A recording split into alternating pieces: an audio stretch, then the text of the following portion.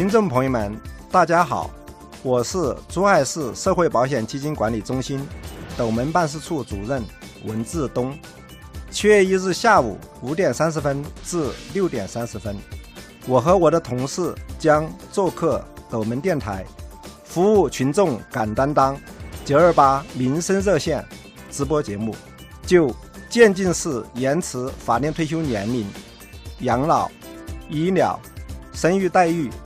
个人养老金等方面的话题同市民朋友交流，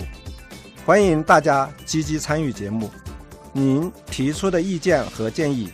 我們將熱心解答和跟進處理。歡迎你參與 FM 92.8斗門電台服務群眾敢擔當928民生熱線節目，民有所呼，斗有所應。如果你對民生大小事、社會公共事務等有意見或建議，歡迎你喺節目直播期間撥打熱線電話5213-640、5213-740，與主持人上線單位即時互動。上線單位將現場為你解答。